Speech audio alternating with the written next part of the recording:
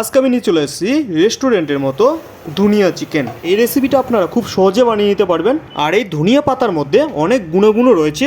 চলো ধীরে ধীরে এই ভিডিওর মধ্যে সব কিছু জেনে নিই। হাই বন্ধুরা, আজকে নিয়ে চলে এসেছি ধনিয়া পাতা দিয়ে চিকেনের একটা সুন্দর একটা রেসিপি। তো চলো ভিডিওটা অবশ্যই লাস্ট পর্যন্ত দেখবেন, আশা করি ভালো লাগবে। তো চলো শুরু করে দিই আজকের রেসিপি। সবার আগে আমি নিয়ে নেব এখানে ফ্রেশ চিকেন। তো আপনারাও চিকেন নিয়ে নেবেন এবং ধুয়ে পরিষ্কার করে নেবেন। আমি ওখানে ধুয়ে পরিষ্কার করে রেডি করে নিয়েছি। ধনিয়া পাতার মধ্যে ভিটামিন এ থাকার কারণে চোখের জন্য খুবই ভালো এই ধনিয়া পাতা।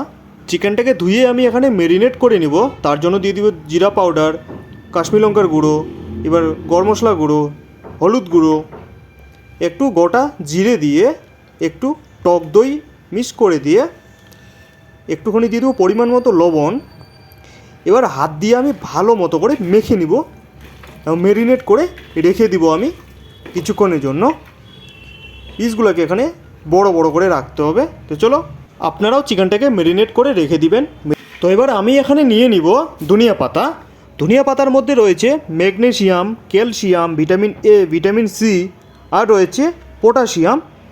তো আমি এখানে ধনিয়া পাতাগুলোকে থেতো করে নিয়েছি। আমার কাছে মিক্সচার মেশিন নাই, আপনাদের কাছে মিক্সচার মেশিন থাকলে আপনারা মিক্স করে নেবেন।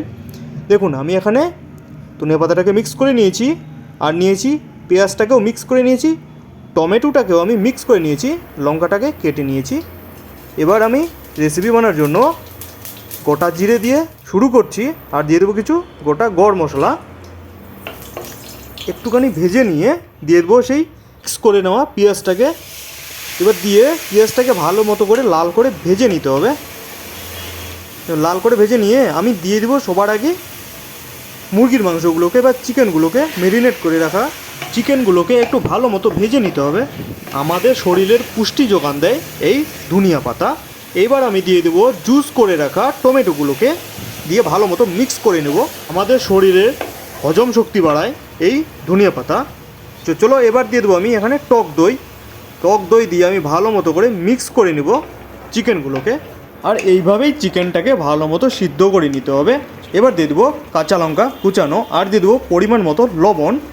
আর বাকি ছিল এখানে আদা রসুনের পেস্ট, সেটাও আমি এখানে মিক্স করে নিলাম। ধনিয়া পাতা খেলে আমাদের শরীরের রক্ত বৃদ্ধি হয়। এই ধনিয়া পাতা আমাদের শরীরের নানা রকম উপকারিতা রয়েছে। চিকেনটাকে আমরা সবার আগে ভালো মতো করে সিদ্ধ করে নেব। তার জন্য দিয়ে দেবো আমি এখানে কিছুক্ষণের জন্য ঢাকা দিয়ে রেখে দেবো। এবার ঢাকনা খুলে ভালো মতো মিক্স করে নিতে হবে। আর ধীরে ধীরে যে জলটা আছে জলটা শুকিয়ে যাবে। তো আমি এখানে এবার দিয়ে দেবো সেই থেতো করে রাখা ধনিয়া পাতাগুলোকে। তো আমি এখানে আগেই দিয়ে দিলাম, তার কারণ হচ্ছে আমার এখানে মিক্স করা ভালো নেই, তার কারণে আমি ধনিয়া পাতাগুলো আগেই দিয়ে দিলাম। আপনারা মিক্স করে নিলে পরবর্তীতে দিতে পারেন, কালারটা ভালো আসবে। আগে দেওয়ার কারণে আমার কালার বেশি আসেনি। তো চলো আর কি গুণাগুণ রয়েছে সেগুলো জেনে নিই, আর শেষের দিকে জেনে নেব ধনিয়া পাতা খেলে আমাদের কি ক্ষতিটা হয়। তো চলো ধীরে ধীরে জেনে নিই। এই ধনিয়া পাতার মধ্যে প্রচুর পরিমাণে আয়রন রয়েছে, তাই আমাদের শরীরের অ্যানিমিয়া দূর করতে সাহায্য করে এই ধনিয়া পাতা। তো এবার আমি দিয়ে দেবো একটুখানি জল দিয়ে ভালো মতো করে ফুটিয়ে নিব। আর দেখে নিব আমার পরিমাণ মতো গ্রেভি রেখে আমি উঠিয়ে নিব। তো আপনারাও আপনাদের পরিমাণ মতো গ্রেভি রেখে উঠিয়ে নেবেন। চলো এবার আমি পরিবেশন করে নিই ধীরে ধীরে আর জেনে নিই।